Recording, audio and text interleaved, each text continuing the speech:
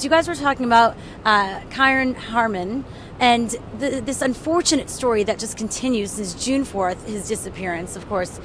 This young boy, we don't talk about the story that much on Backstage Live, but why don't you share the story for all our viewers and what exactly has happened? Well, it's pretty simple. On June 4th, we're going on 6 weeks, this young 7-year-old child was taken to school by his stepmother.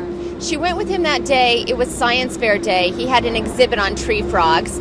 She took him in front of his science exhibit. She snapped a photo, but didn't apparently tour any of the rest of the science fair. Took a picture of Kyron in front of his exhibit, and then proceeded to say goodbye to him in the hallway and says the last time she saw him, he was walking towards his classroom and she left.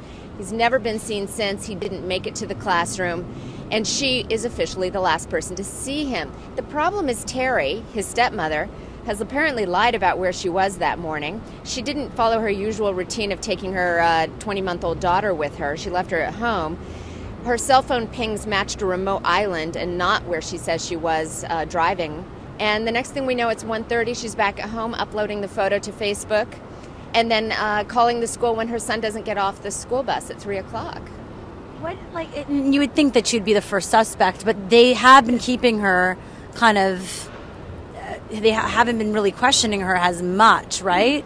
Well, she's represented by counsel, and she does not have to talk to the police if she doesn't want to, but her lack of cooperation is something they can take into consideration as they put together the case. The investigators are keeping a tight lid on their case, so we don't know a lot about what's going on. There are reports that she failed 2 lie detector tests. She was shown to be deceptive.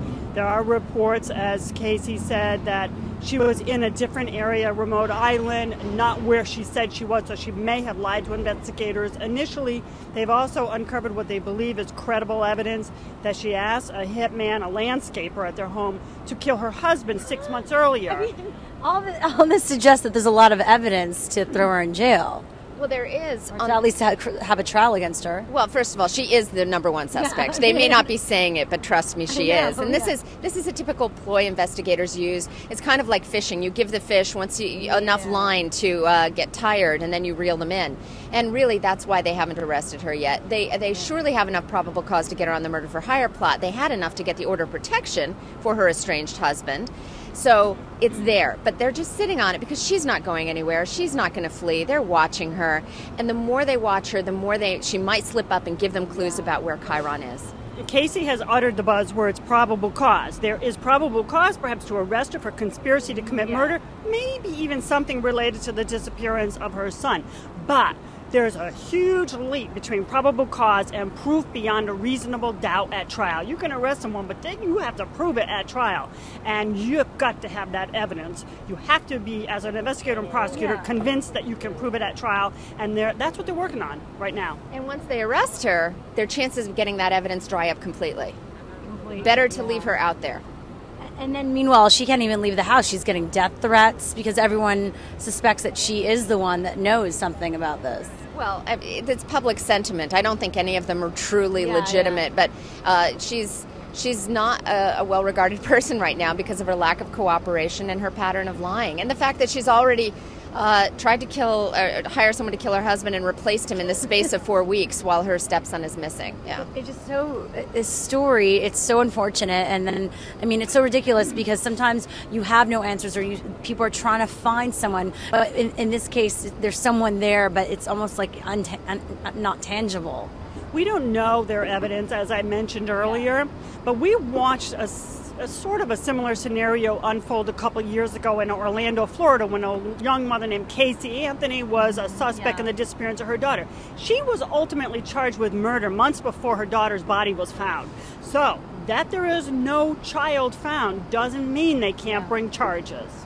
All right, there you go. Well, what do you think that we're going to see now in the next coming weeks with this story? You've got a lot of circumstantial evidence, but Beth is absolutely correct. They want something concrete and physical, and the recovery of Kyron is the key here. Or a confession. Just today, Kane, Kyron's father, said that he believes there's a third person involved. He believes Terry's involved, but he thinks that she isn't doing this on her own. And if there's a third person, remember, in a conspiracy, your chain is only as strong as its weakest link. If they can find a third person who folds, that confession or that information may bring everything together. All right. Well, thank you two for your insight. And you both used to be on Court TV together. Yes, I'm a correspondent with a network. It's now called truTV in session, and I was a prosecutor, assistant DA here in Manhattan for 8 years before I got into television. And yourself? Oh, I'm a criminologist and attorney who does a lot of guest commentating, and she makes money at it, and I teach for a living. Oh, wow. We just got a lot cleaner just going through. Well, thank you two so much. It's great to meet you, and definitely, hopefully, there'll be some developments in that story. Hopefully.